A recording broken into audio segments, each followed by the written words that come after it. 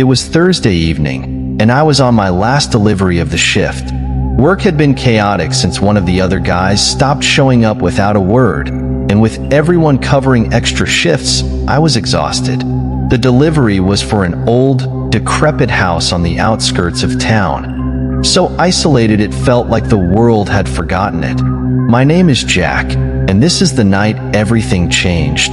The order was strange. A large pizza with no toppings, cash on delivery, and a note requesting that I leave the box on the dining table. I'd seen weirder things.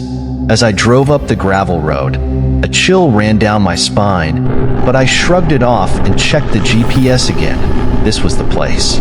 I knocked on the weathered door, but there was no answer. After a few moments, I tried the knob. It creaked open on its own. Hello? I called into the shadowy house. Pizza delivery. No response. Just an eerie silence. The air was thick with dust, and a cold draft made the house feel even more unsettling. The hallway walls were lined with grotesque paintings, their dark eyes watching my every step. I made my way to the dining room, where a long table sat in the center of the room. A full set of dishes, covered in dust, was laid out neatly, except for one spot, just large enough for the pizza. I set the box down and turned to leave.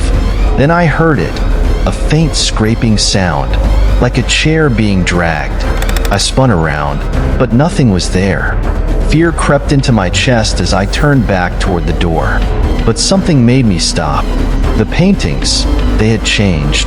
Once peaceful landscapes now depicted twisted figures, their faces stretched into disturbing grins, their hollow eyes fixed on me.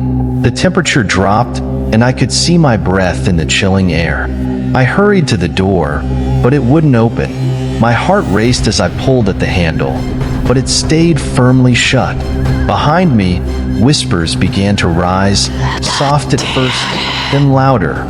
A chorus of voices swirling around me. Suddenly, a woman's voice whispered directly into my ear. The meal must be finished.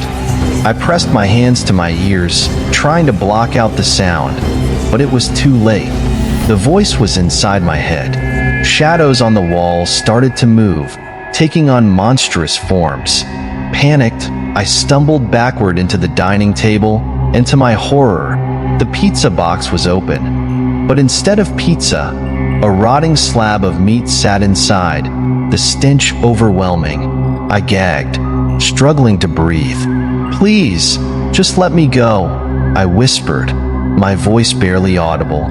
The whispers grew louder, and the shadows closed in around me. Suddenly, a painting fell from the wall, the room trembling as a new figure appeared in the doorway. A little girl, no older than 7. Her eyes were black, hollow pits. "Would you like to join us for dinner?" she asked, her voice innocent yet chilling. I shook my head, frozen with fear. Her smile widened unnaturally, and with a sickening crack, she twisted her head around until her face faced backward. "But the meal isn't finished," she growled, her voice now dark and commanding. The room darkened, and the shadows seemed to grow heavier. Behind the girl, a blood-soaked, eyeless man appeared, looming over her silently.